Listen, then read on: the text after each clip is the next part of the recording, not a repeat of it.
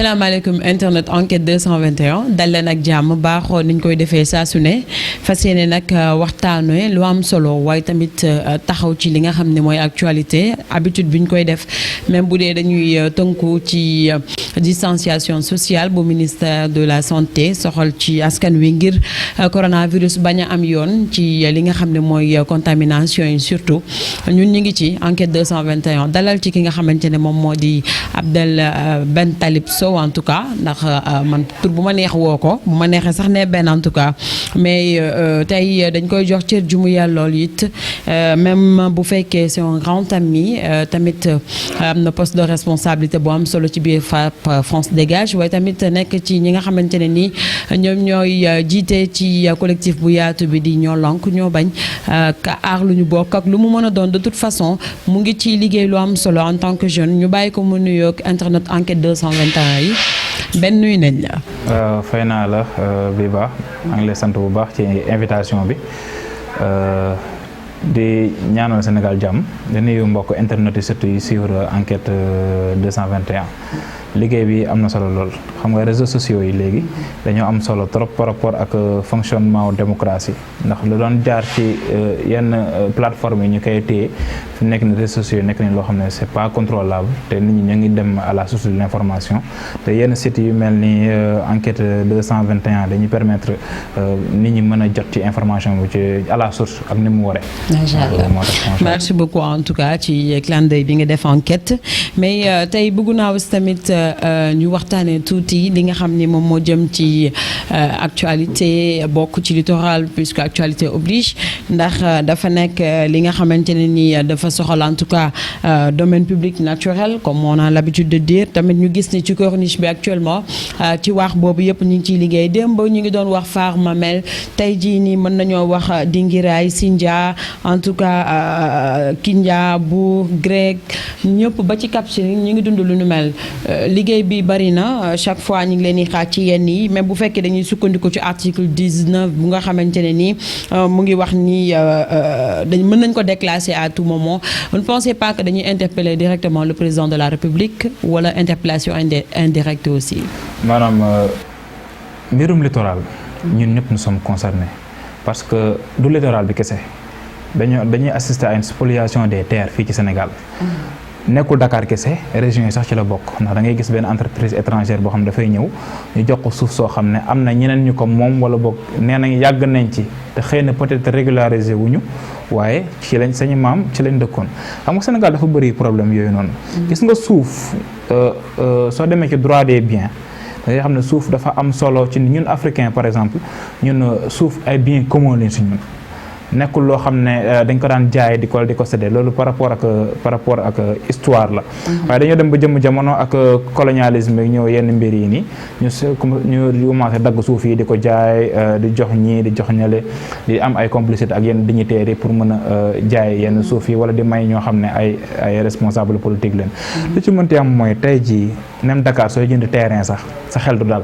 da ngay jënd léegi te bëgg a tabax léegi parce que da ngay jékki-jékki ñëw ñu ne la am na keneen ko moom wala am na benn entreprise bu war a ñëw tabax fii nii donc loolu nekk na lu doy waar soxna bi ba parce que jamono ji ñu toll. dafa am lu ñuy wax souveraineté suñu suuf ñun ñoo ko moom donc sénégalais ñun ñoo ci war a jëriñoo waaye tamit suñu nee sénégalais wax ñu dafa am ñoo xam ne dañu ko war a àkkee moom muy benn classe politique bii nii tey jii li xew ci littoral bi imaginez ñu xam ne ñun ñoo ngi am érosion côtière bu doy waar. ma yaakaar ne dañoo war a sax construire ay digues defar mbir yi ba mu jaar yoon ba xam ne dañuy xeex contre l'érosion côtière et l'avancement de la mer mais ñu jël tabax ci mbir yooyu noonu donc loolu maanaam koo xam ne day xalaat ñii dañoo yor jikkoy capitaliste ñoo xam ne ñoom pour ñoom nañu am alal rek wala boog nañu nekk ci jàmm ñeneen ñi nekk ci ay wala ci ay safaan donc je pense que tey imaginer ñoo ngi am inondation bu dul jeex Dakar la moo ko waral parce que dañuy jàpp ay zones yoo xam ne dafa war a am ay garab ñu dagg garab yi jël ko tabax fa ay kër wala boog jël ko maye jox ko entreprise wala boog may ko benn clientèle politique. je pense que ñoo ngi dégg benn mbir bu xew fële ci zone des Filao bu Guédiawaye déjà ñun suñu rôle wala ñoom suñu rôle ñoo war a nekk protéger filao parce que tey jii su dañee dinañ constater benn avancement de la mer bu doy waar waaye au lieu ñu def loolu ñu ngi jël ay parcelles di ko daggate di ko maye. donc yaakaar naa loolu ça interpelle tout le monde ñun ñëpp dañoo am responsabilité par rapport ak mbir moomu noonu nu muy demee ak nu muy évoluer te nag question littorale dafa nekk lu gën a grave parce que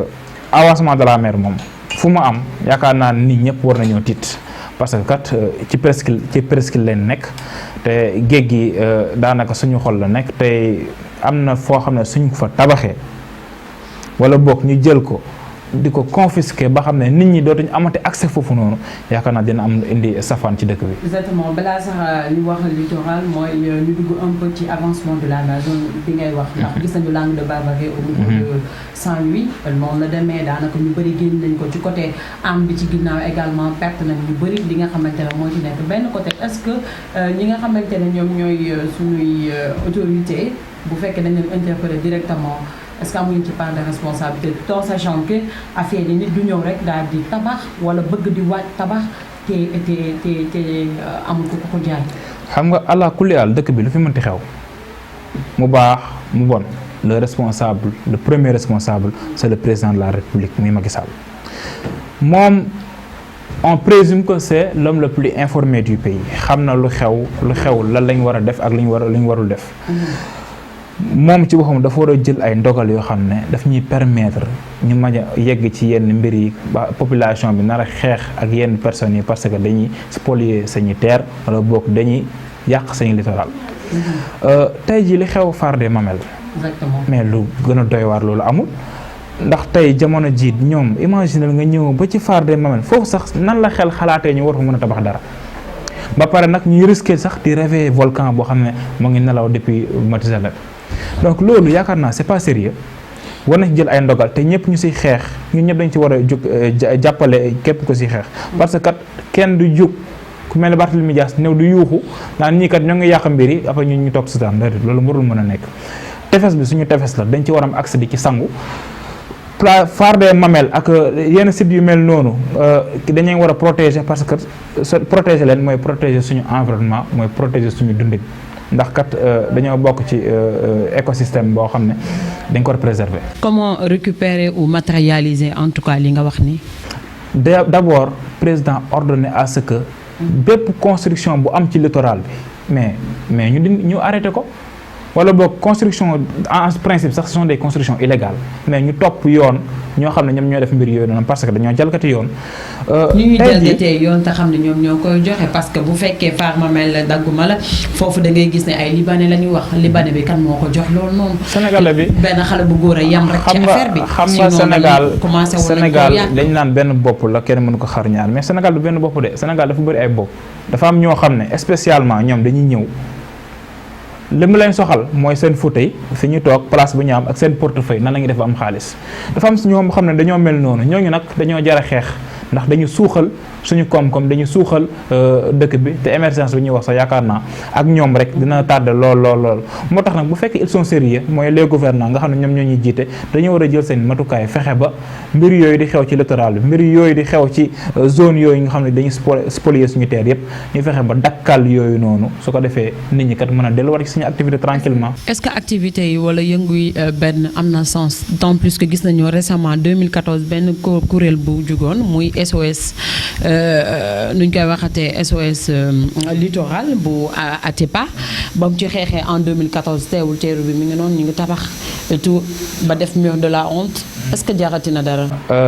jar na xeex ndax kat képp ku subir injustice war nga xeex te nag suñu xeex nag du ñuy xeex sax boo xam ni xeexuñu sax pour suñu bopp kese wax après dañuy tekkaaral rek xeexuñu sax pour suñu bopp kese waaye dañuy xeex tamit ngir génération bi di ñëw parce que kat ñun war nañ ñëw génération bi di ñëw te suñu ñëwee fekk littoral bi amatuñ ci accès mais war nañu laaj mais ñun suñu maam yi lan lañ wala suñu papa yi lan lañ doon def ba littoral bi tey jamono jii nii nit ñi ñëw di ci tabax parce que foofu kenn waru ci tabax donc xeex moom wax dëgg fa yàlla képp koo xam ne da nga sant ne injustice am na da nga war a jóg xar sa tànk tubéy xeex si ndax tey mbir mi su baaxee ñun ñëpp la baaxal su amee safaan it ñun ñëpp ñoo koy yëg donc moo tax ñu war a xeex taxaw temm jàppale ñu siy xeex ba pare def ci suñu kamtulaay kattan ndax kat gis nañ ne gouvernement bi xëy na dañuy def lu leen neex wan nit ñi saa yu ngeen di xeex dinañ leen ñu ngi leen di bàyyi xel prêter attention. 2014 li am après ba mu génnaatee fay dafa am doole ndax teeru bi xew na fa Turquie bu dee sax pousse nañ benn mur teewul def nañ ko fa au niveau de beneen côté lu mamel bi. ñoom en général noonu la quand ils subissent pas des pressions de la part de la population nag en tant que tel parce que par exemple. li ci frappe bokkul woon da ngeen am doole de. non du loolu sax mais xam nga tey ku mel ne Pierre Atepa Goudiaby bi su génnee wax xëy na dinañ ko dégg mais après foofu lay yem donc dañoo soxla ñoo xam ne dañuy jug taxaw temm ne fii kenn du fi tabax ndaxte ñun ñoo ko moom te waruñoo bàyyi ñu koy nasaxal. ñu ngi dégg gii mu ngi naan le combat baa ngi doog a commencé. loolu tàmbali parce que ñun kat dinañ ci xar suñu tànk tubay fexe ba mbir yooyu noonu ñëpp jóge fi ndax duñu setaan kat ñuy salfaañe suñu suuf ba pare di jël suñu littoral di ko confisquer di ko ci tànk. actualité yi bëri na Ben Talib Sow ma rappelé moom bokk ci France Frappe Dégage wala it Frappe France Dégage en tout cas. France Dégage campagne la ci frappe. ci frappe donc frappe dafa yaatu ndax lépp lu jëm ci anti impérialisme en tout cas noot di ñuy noot ci lépp te it ñu wax ni moom aussi tamit nekkoon na ci urgence panafricaine. panafricaniste. exactement loolu il faut ñu ñëw ci benn côté balaa muy dugg ci vraiment ñu quitteloo foofu ñëw foofu lan la ñi ñoo gën a am yëngatu qu'est-ce qui se passe objectif yi xanaa du ñu benn de toute façon affaire bu panafricaniste la. D'abord organisation bokkuñu nañu fonctionner bokkul ma rappelé la ko jusque ba may quitté urgence panafricaniste boobu frappe amagul woon. léegi pour des raisons personnelles loolu wax dëgg yàlla du ma ci débat du ma ci ñëwaat en tout cas organisation bi ma amaloon njëriñ la parce que foofu laa découvrir lu activisme c'est parce que ba ñu koy lancé laa fa bokk mooy en 2017 parce que ñoo ngi ko lancé woon monument de la renaissance dafa am benn rendez-vous ñu doon ooy les rendez-vous de l'Afrique consciente maman Elo Guilabert moo ko doon organisé ñu koy ooy maman Africa. ay économistes yi daanañ fa dajee yenn yi fa la xamee économistes yu bëri macha allah ci boobu nag lañ leen profité pour lancer urgence panafricaniste ci laa ci bokkee te macha allah rëccuwuma ko jàngal na ma lu bëri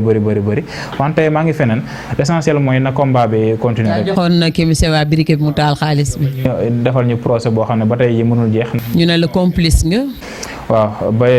def ci quelques jours rëbës ñu dem juger jox ñu dëgg ñu defaat appel ba tey jamono ji. keroog bi ñu la wooyee da nga ne doo dem. waaw du ma dem parce que nag dafa am benn affaire. gii yoon moo la woo ma naan la gii sax maa xala maa ngi koy nuyu Faye ak Abdoulaye aussi. benn ñu woo la nga ne doo dem. xam nga dañoo jàppandoor ñaari nit. man ak Kémi Séba ba ñu jàppee moom ñu jël ko charge mooy ñu teg ko ci ndoddam mooy destruction de billets de banque man ñu teg sama ndodd complicité. maanaam ala kulli haal dossier bi maag moom la. waaw loolu du problème bi mooy. Kémi Séba expulsé nañ ko Sénégal génnee ko dëkk bi ci loo xam ne teguñ ko ci yoon léegi mu am procès ñu jox ko yenn garantie pour mu ñibbisi assister procès parce que nag en général sax nit ñi ñooy daw justice waaye moom ko dafa ne waaw yoon woo na ko dina ñibbisi wuyu si mu ñëw ba fii ñu ne ko doo dugg Sénégal loolu ci lan lañ ko teg. brutaliser ko këtëm ko. kon moo ko woo pour mu ñëw moom mu ñëw ñu toroxal ko ba pare génneewar ko dëkk bi ci lan loo xam ne teguñu ko fenn ci yoon léegi man nga xam ne man ak moom ñoo nekk ci dossier bi ñu bëgg man ma dem répondre ji seul justice non du ma ko def tant que Kémi Séba mayuñ ko droit wu joxuñ ko ak yelleefam ci assister procès donc man je pense que defuma ko dara vraiment moo tax muy yoon woo ma wala bañ moo xanaa ñu forcé ma jël sama kër yóbbu ma wante man du ma dem procès boobu mukk tant que Kémi Séba ñëwul de son propre gré. exactement benn parenthèse la woon ma profité woon parce que bi loolu amee dama la woo nga ne ma doo ci wax. du ma ci wax non du ma ci wax mais tey xam nga ni wax loo naa la actualité oblige te yéen a ngi ci lu bari parlons un peu des bravos policiers xeex bi dóore yi. doy na waar en tant que jeune boo gisee parfois ñu brutaliser yàggul tuuti famille ñi ngi su bu ñu jëlee exemple bu mel noonu bëri na ñu bëri ñoo xam ni daanu nañ ci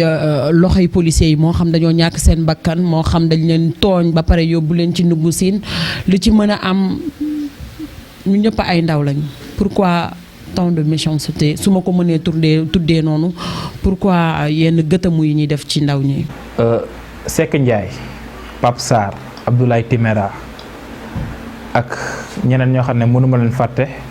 wante mënuma lim ñëpp xam nga Fallou Sène Elimane dafa bëri te liste bi yaakaar naa ne waajul sax jeex. xam nga ñun dañuy faral di wax policiers yi mënuñoo nekk suñuy noonu ndax ci société bi la ñuy jógee ku nekk am nga fi benn xarit mbokk wala mbokk policier. Donc ce ne sont pas des personnes à part du Sénégal mais ce sont des personnes à part entière Sénégal la ñu bokk donc mënuñu nekk suñuy noonu waaye dafa am ñoo xam ne ci policiers yi waxuma ñëpp nag ñoo xam ne excès de zèle ak jalgati dañoo yaakaar dañ ko def jeu d'enfant dañ koy foyee. xam nga mënuloo ñëw di torturer nit ba mu dee tey ni ñu reyee Seck Ndiaye dañ ko rey dañ ko assassiné. tey ni ñu reyee Pape Sarr ni ñu reyee Elimane ni ñu reyee Abdoulaye Timéra ñooñu dañ leen assassiné mais ci loo xam ne après mujjul fenn. dossier ba léegi da ngay gis ne jaar na fii dugg na fële mais ba tey justice n'est pas encore faite mais lan mooy ndey ñoom ñuy protéger ñoo xam ne dañuy rey ba pare dañuy yàq crédibilité wu police Sénégal donc je pense que loolu noonu ministre de l'intérieur war nañ ci jël ay matuwaay moom lañ ci interpellé directement parce que déjà ñun am nañ benn collectif boo xam ne dañoo ne collectif pour la justice et contre les violences policières boo xam ne FRAPP moom bokk na ci ñu koy coordonné famille victime yëpp daanaka ñoo ngi ci biir tey jii nii xoolal li xew Kaolack fan yii la xoolal li xew Cap Skirring simple manifestation pacifique ñu dóor ay bal ba gaañ ci nit Kaolack waa ji ñëw auto police fiir ko yenn ko ba pare continuer taxawul sax la moo gën a ñaaw loolu ñun nag FRAPP surtout dañoo ne policiers kat suñu mbokk leen dañuy jàppale bu fa jàppale yam parce que kat d'abord dañoo nekk en sous-effectif deuxièmement ci Covid bi ils sont pas bien protégés. ñoo ngi leen di doxal ay dons de masque si luñ mën daal ci suñu doole dinañ ko jàppale benn bu ci topp nag mooy ñun dinañ xeex ngir seen 7100 francs yi ñuy jox ci 2 mois ñuy liggéey 2 mois ci loo xam ne ay heures supplémentaires sax laa ko mën a tuddee ñu ne ñu réquisitionné leen ñu bàyyi seen yitte ñëw nekk ci tali bi. di gérer état d'urgence bi nekk ci couvre-feu bi war a nekk seen njaboot déedéet mais ñu nekk ci kaw tali bi di veiller à ce que kenn du génn këram ngir protéger population bi ñooñu ñaari weer ñu jox leen 7100 te am nañ ay yeneen information yoo xam ne su ma ne am na ñoo xam ne amuñu sax dara am na ñoo xam ne jotuñu ba tey jii nii donc li tax ñoom xam nga soo bëggee nit ki jox la service de qualité mais da nga koy jox worma da nga koy yokk worma motiver ko jox ko cër surtout par rapport ak liggéey mu xam ne man mi kat donc daan naa def ay jalgati dinaa ko bàyyi ndax kat vraiment sama liggéey manqué wu ma dara donc ñun ci loolu la ñuy dox d'abord mais nag dañu leen critiquer su jaree sax ñu xeex su jaree ñu xuloo wante dañuy wax ne nañ bàyyi bafet policière yi ñuy def ndax teguñu ko ci yoon nañuy bàyyi droit bi ñuy salfaane parce que kat ñoom ce sont des hommes de loi dañu war a teg fi tëral yoon waa nekkul ñoom ñoo xam ne ñoom ñoo ko war a jalgati. bu ñu ñëwaatee tuuti c'est vrai que policiers yi ak li ñuy kii tout est-ce que benn côté ndaw ñi aussi tamit ne di nga wax sa fulla te doo na ci mbedd bi doo toj doo yàq en plus pourquoi ñuy tutoyer état wala tutoyer constitution tant plus que couvre-feu beeg état d'urgence bi dafa am li tax. xam naa dañuy question état d'urgence ak couvre-feu dañ koy def ci beneen point nga fàttali ma ko comme ça ñëwaat ci largement mais ndaw yi. non seulement parce que xam nga. laay déplorer. li may déplorer mooy mënuloo nekk di xeex. ngir sa liberté. ba pare mais mënoo attaquer hôpital wala ngay attaquer ambulance mais loolu nit ku am xel du ko def. couvre-feu bi gis nañ fi commencement bi ñenn di ko défier mënoon na ñàkk. waaye tamit état bi mooy responsable de A à Z. parce que tey jii nii waroo def pilotage à vue waroo xaar ba nit ñi di manifester nga war a lever parce que gouverner c'est prévoir dañ laa jox tous les moyens de l'état pour nga xam fan mooy metti fu dul metti lan moo war a am suba ak nan lañ koy dindee wala boog nan la ñuy def ba du am donc ñoom il savait pertinemment ñun avant jeunes yi di génn di taal ay pneu yooyu noonu 2 jours avant def nañ conférence presse ne état d'urgence doy na couvre-feu doy na. on a d'autres moyens de combattre le virus que de confisquer cëtam liberté jàmbur yi. ndax kat baaxul ci démocratie baaxul tam ci économie bi fu ñu toll nii jamono ñu toll nii. gaa nag nekkul dañoo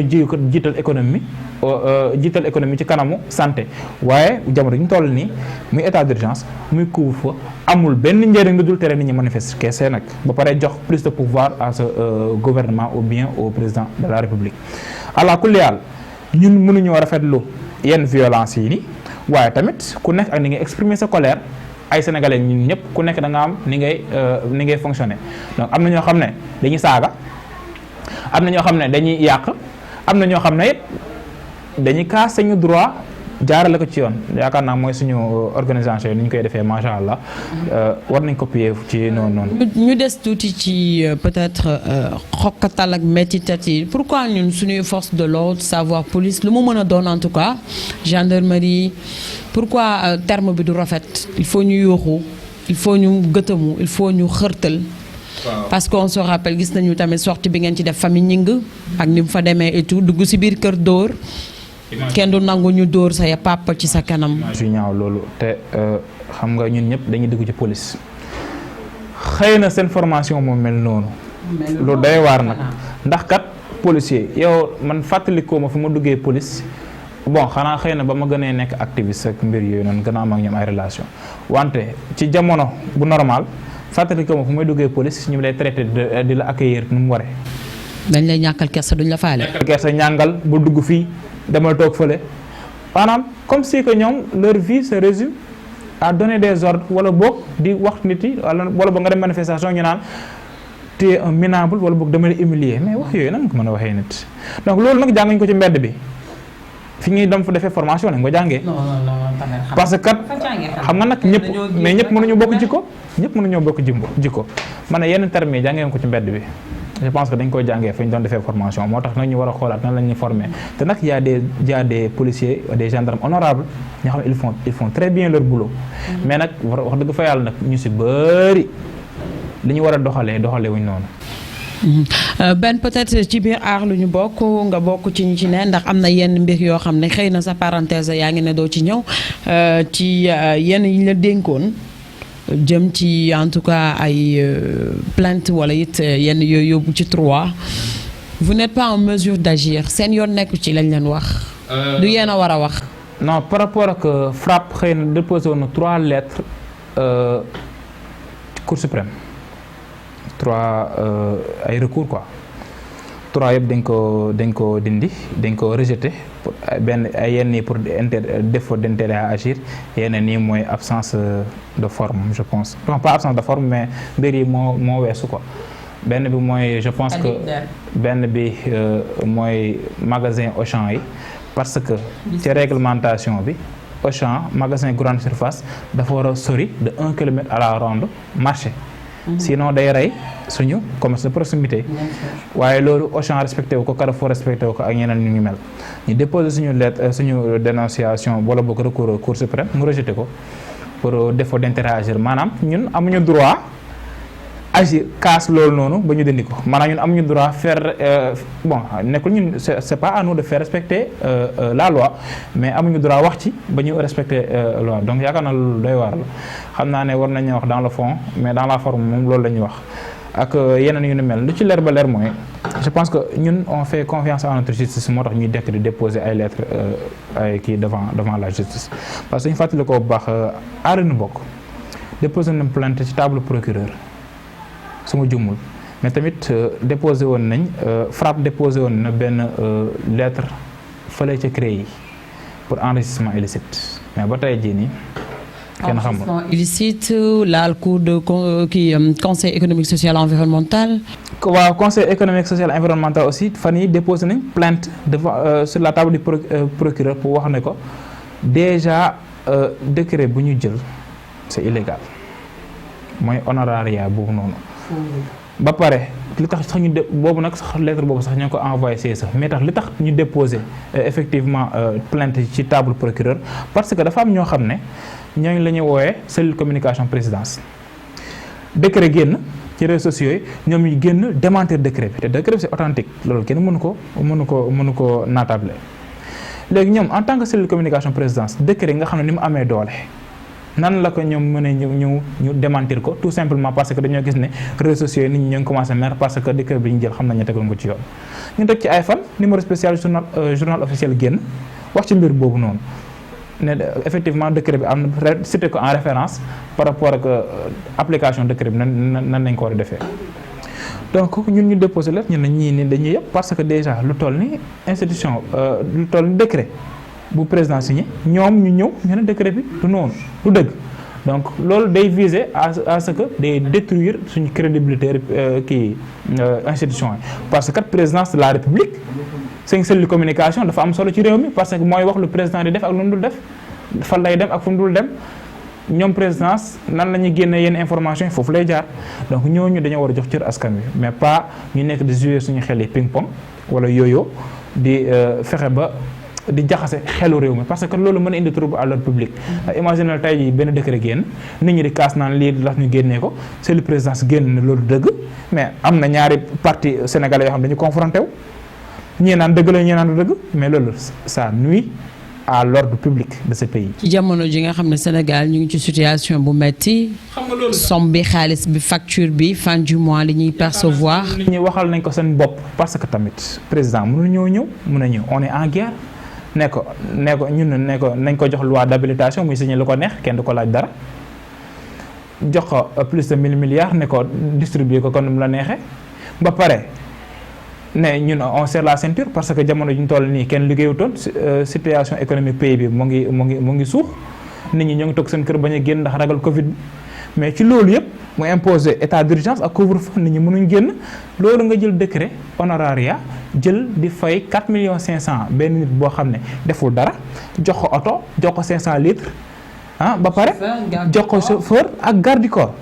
privilège yooyu yëpp te deful dara maanaam day toog teg la tànkam ñu koy fay pour lan benn poste boo xam ne dañ ko joxoon ci boo xam ne poste politique la mais ñu ne loolu noonu mais président loolu sax nit ñi ñoo ko kaasa seen bopp dañ ne lii nii tegu ko ci yoon te nag ñun nag daf ñu gën a bett xam na Macky Sall moom daf ñuy continuer di ñu bette rek ndax dañoo yaakaaroon au moins période bi ñu nekk nga xam ne déjà kenn xalaatul woon ne mbir yi dina am Covid kenn ñaanu ko woon yàlla it ñu nekk situation boo xam ne wax dëgg yàlla dañoo ne union des cœurs ci lu mu wax jël ay opposants sax convoqué leen palais waxtaan seetaan rek ñoom xalaat mais bu jékki-jékki di génne ay décret boo xam ne ça va à l'encontre. convocation yooyu noonu du masque te yéen dañoo convoqué ñëpp tëpp leen Y'en a marre lañ jël bàyyi leen c'est parce que benn côté aussi tamit est-ce que Macky Sall mi ngi leen bàyyi xel est-ce que boole na leen ci ñi nga xam ne considéré na leen. Macky Sall xam na li tax dañu convoqué. Macky Sall suñu convoqué ñu ne FRAPP France Dakar dugg nañ palais mais dina rendre compte Macron de. Ah bon? Ah mais bien sûr FRAPP France Dakar dugg biir palais di waxtaan ci mbirum xaw ma lan non dina rendre compte. lu tax nga wax loolu. ndax gis nga pour faire simple ñun ak président Macky Sall nii la ñu def parce que moom il défend les intérêts des Français ñun on défend les intérêts des Sénégalais moo ngi nii ñun ñoo fi wax France dégage. fii le président xam nga considéré la weesuwul li ngay wax ko weesuwul président de la République France génn mu ne temps yi il y a un sentiment anti-français qui sévit en Afrique de l'Ouest ñoom président yi nañ ci jóg. woo leen ku ne mu déglu la. ku nekk mu déglu la convoqué président ndax ne dafa am ñoo xam dañuy wax ay France dégage. donc ñooñu dañoo considéré. donc yaakaar naa ne bokk nañ ci personnes yoo xam ne wala organisation yoo xam ne ñun lañ gën a considéré Sénégal waaye yaakaar naa ne dinañu convoqué ñuy dugg biir palais de la République. façon sax ñun soxlawu ñu dugg palais de la République. tant que on se fait entendre. tant qu'on se fait entendre je pense que c'est bien parce que kat ñun kat nekkal nañu fi président de la République. mais vous ne pensez pas que waroon na leen woo comme ñeneen ñi parce que am na ñu mu woo ci société civile bi politiciens yi ba dem ba woo communicateurs traditionnels yi kenn gënul yell ci yéen tamit ñu déglu woon leen. bi nit ñi ñoo ngi doon rafetlu woote bi. mais après mascarade la mujj nekk. n'importe qui lañ doon convoqué di ko woo ñu ñëw foofu noonu donc loolu mooy wane ne président de la République il n'est pas sérieux li ko fi indiwoon mooy def ay couverture médiatique amaat tuuti crédit mbir yooyu parce que gis na ne nit ñi dañ ko isolé daanaka moom ak waa APR benn bokk yaar ñi mu àndal rek daanaka ñoom ñoo ànd mais bu dul le reste moom de la population moom dañ ko isolé complètement ndax dañoo xam ne Macky Sall liggéeyul ngir askan wi waaye nag da ko gën a confirmer mbir yooyu noonu jamono ñu toll nii fi mu nekk nii amul lenn loo xam ne def na ko loo xam ne dafay jëmale réew mi kanam quoi wala boog mbas mi lu Macky Sall jël ban décision la fi jël boo xam ne vraiment jamono ji mën nañu wax ne amal nañu njëriñ. mais si mi ngi joxe vivre yi ci mbas mi.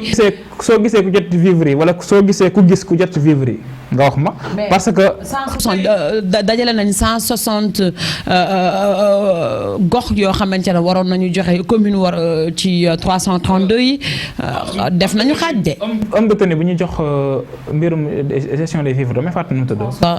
général Ndiaye waaw. général damay fàttali nu mu tudd moom mu ngi gën di wax ne à part le riz yeneen yëpp dafa manqué. mais ñun ñëpp yaakaaroon ne temps weeru koor bi la ñuy distribuer mbir yi parce que xam nañ ne mbir boobu heure boobu la ñuy gën di sonn mais jamono ji ba toll lii ceebaa ngi port wala boog mu ngi ci ay camion ci ay régions yi ci loo xam ne teguñu ko ci yoon maanaam appel d'offre déjà jaarul ci yoon. am na ñoo xam ne fi mu nekk nii nee nañ dañoo résilier seen contrat yi parce que li ñu waxoon ne am nañ ko amuñu ko mais c'est un fait mais am na ñoo xam ne xamoon nañ ne am nañ capacité fournir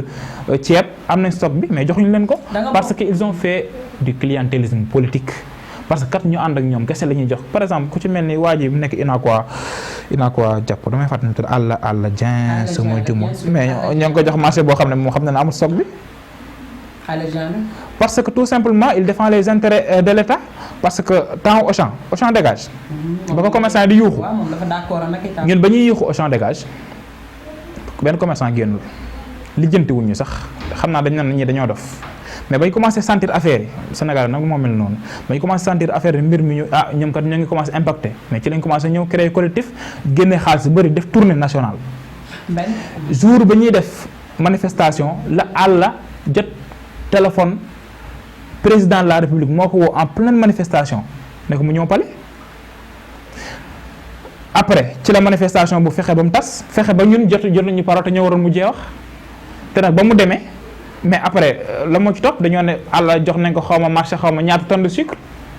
loolu may wane ne dafa am ñoo xam ne dañuy jaay combat ngir seen intérêt personnel ñoo ngi liggéeyoon pour Sénégal.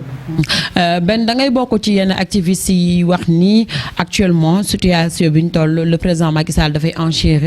enrichir en tout cas beau-frère am d'accord da nga bokk ci terme boobu yow it. non seulement non su doon enrichir beau-frère am lu garaaw de enrichir famille am belle famille am ak famille politique am. léegi sax romb na famille politique am moo ngi enrichir les transhumants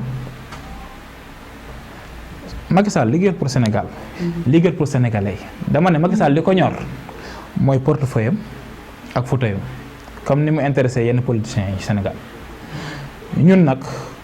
mënuñoo nangu loolu mënuñoo Dakar loolu wala dañoo ne li ñëpp jot li ñëpp bokk ñëpp dañ cee war a jot te doomu réew mooy tabax réew warul nekk nit yoo xam ne dañuy jaxase réew mi wala bokk di suuxal suñu koom-koom. tey bu fekkee ni dañoo ñëw ndax xam naa ne doo wax tuuti sax ci gestion Covid bi intéressé wu la peut-être je vais pas dire intéressé wu la mais intéressé na la mais am na yoo ci dul wax. waaw dans le fond maa ngi bàyyi médecin ñu gérer il gère bien. forme bi. dans la forme la communication politique ça reste à désirer. parce que kat. Il y a eu beaucoup de choses qui se sont passées vraiment moo tax bëgguma ji di xuus parce que gis nañ tey ku ñu ne am na Covid 19 ay mbokkam génn amul wala moom mu génn amul gis nañ fi tamit ñu gaañu ñu ne dañoo am Covid nga gis famille génn amul wala boog ñu ne la kenn mësul sax def test ci moom donc il y a eu beaucoup de choses qui se sont passées wax dëgg fa yàlla man nag du ma ci xuus parce que mënuma wax yenn di influencer par rapport ak parce que ku nekk yaa ngi gis sa bopp. bëgguma influencer kenn par rapport ak gestion Covid bi mais leer ba leer mooy waa Kër Docteur moom ils font un excellent boulot te war nañ leen yokkal les moyens pour ñu mën a gën a def seen liggéey ndax tey suñu hôpitaux yi ñoo ngi ni comme tàmbali nañ fees loolu may wane ne place yi matul équipement bi des na yàgg nañ fi yuuxu ay dañoo manqué ay gants wala dañoo manqué ay blouse wala yeneen wala ay masque wala yeneen yu ni mel mais suñu hôpital warul manqué loolu tey jii ni benn point bu gën a positif wala ñaari points yi gën a positif ci Covid bi mooy tey jii kat suñu politiciens suñu feebaree ci dëkk bi la ñuy fajoo au moins dinañ xam ne dëkk bi kat am na yenn hôpitaux yoo xam ne bon pas yenn hôpitaux la majeure partie des hôpitaux baaxuñu tey jii tamit environnement bi mu ngi ciy dund parce que gis nañ ne tey dëkk nga Dakar vie bi dafa gën a rafet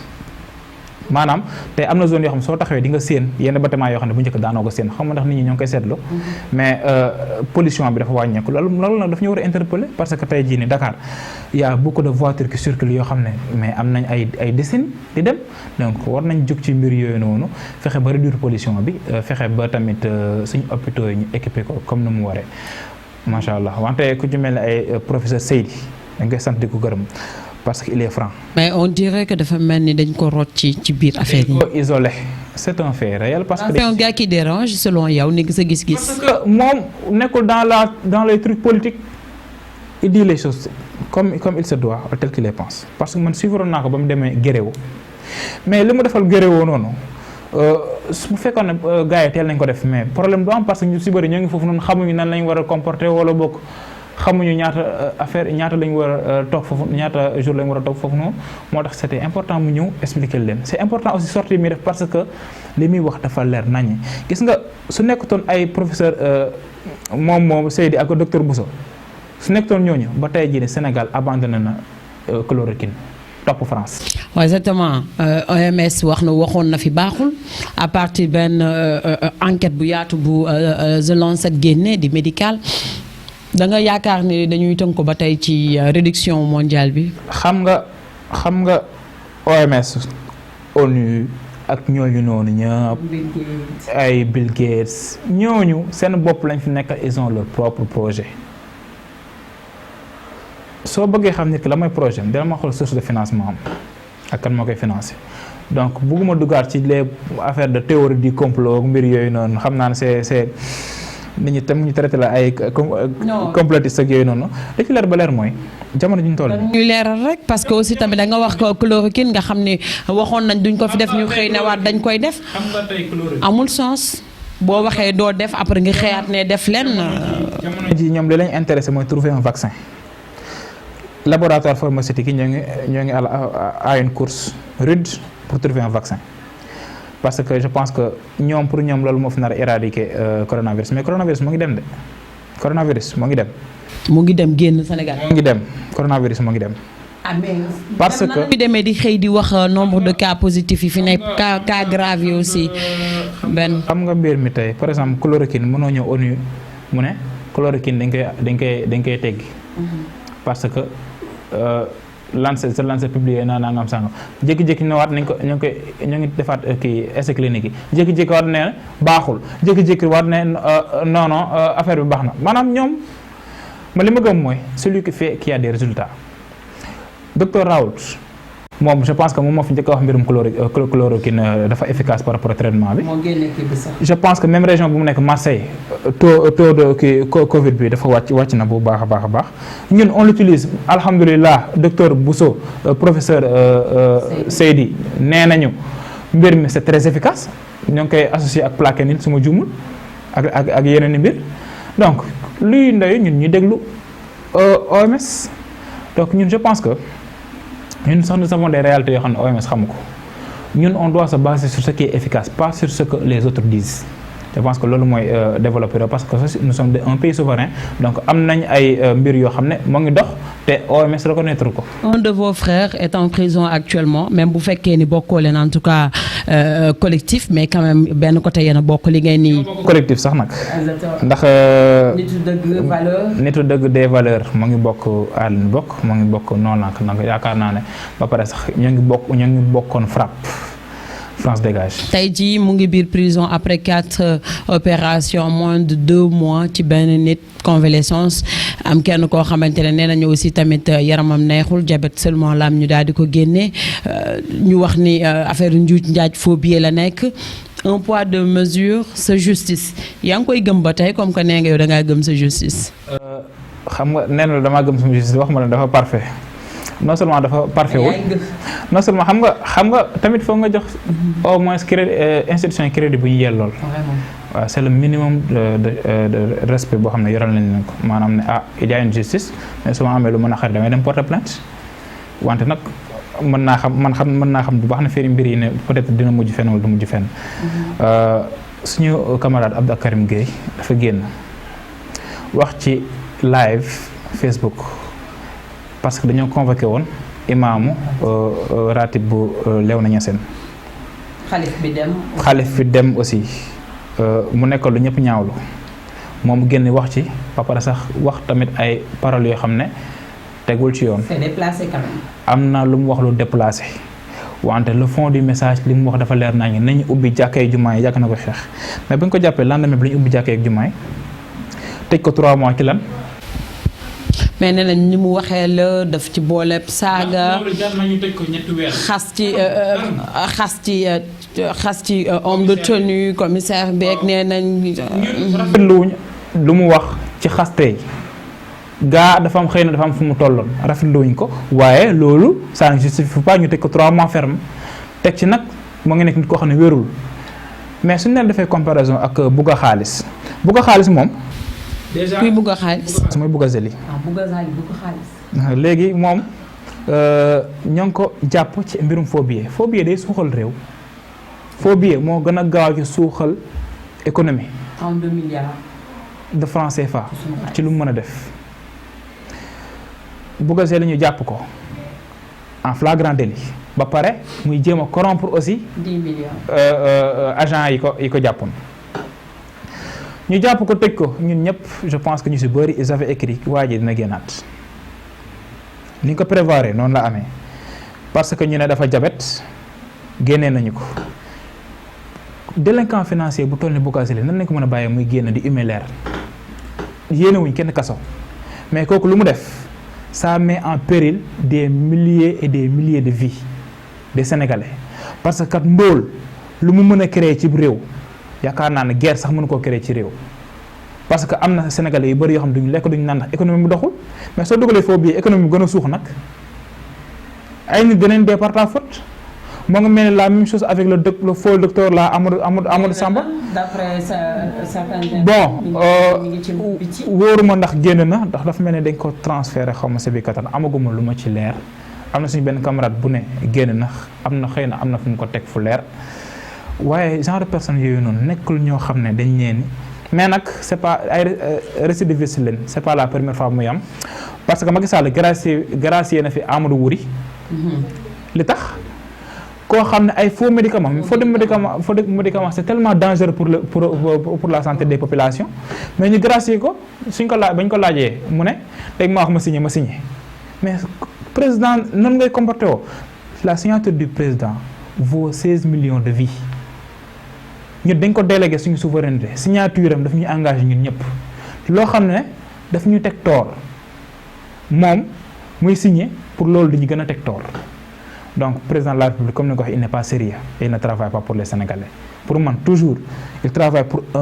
la famille la belle famille la famille politique et les transhumants ak ñoo xam ne ñu ngi ànd ak moom ñun moom ñëpp xam nañ ne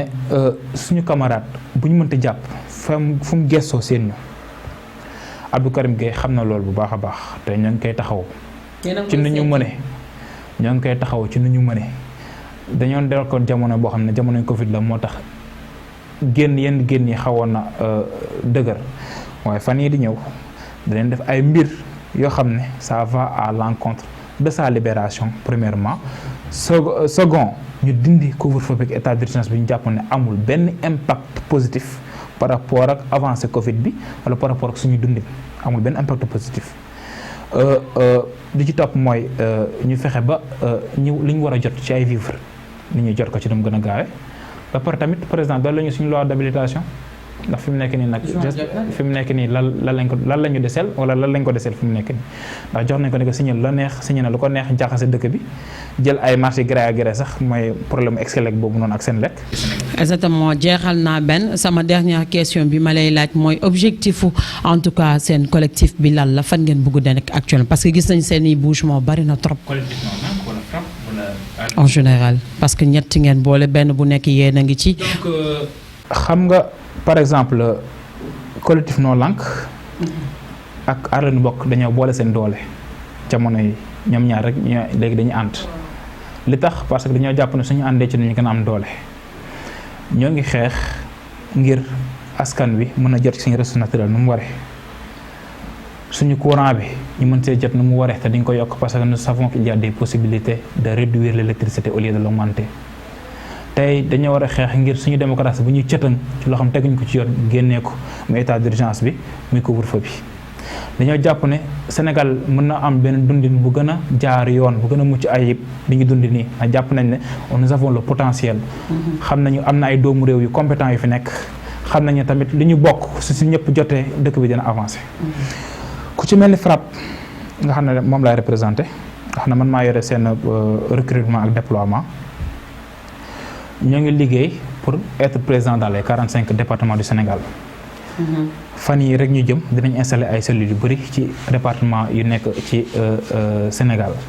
xam naa ku ci mel ni Touba mel ni Thiès wala Kaolack dinañ fa dem incha allah ci ay fan yu néew fas yéene fa taxawal FRAPP parce que kat FRAPP dafa bëri ñoo xam ne dañoo bëgg a bokk. te ñu ngi ci région yi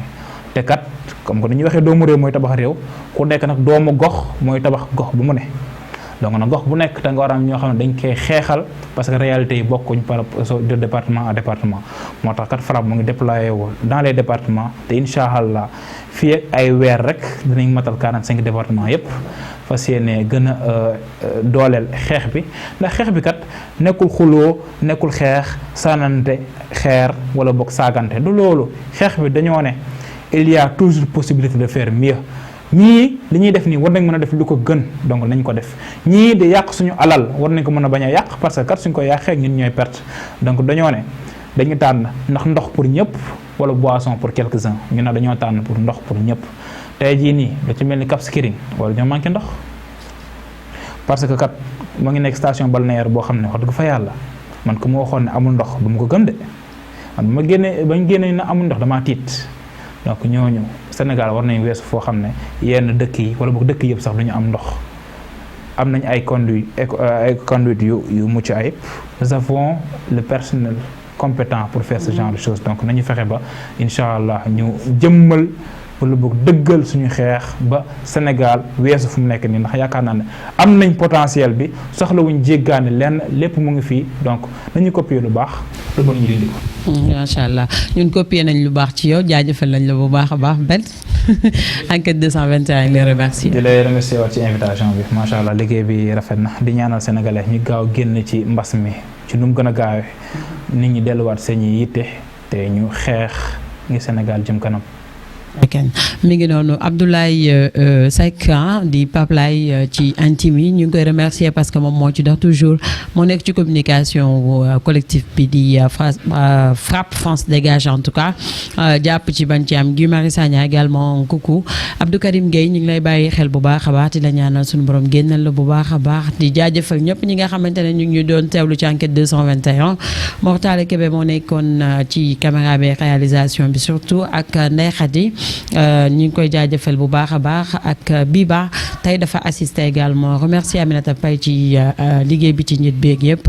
incha allah beneen jamono ñu waxtaanee keneen ba tey ci li nga xamante ne moom mooy enquête sur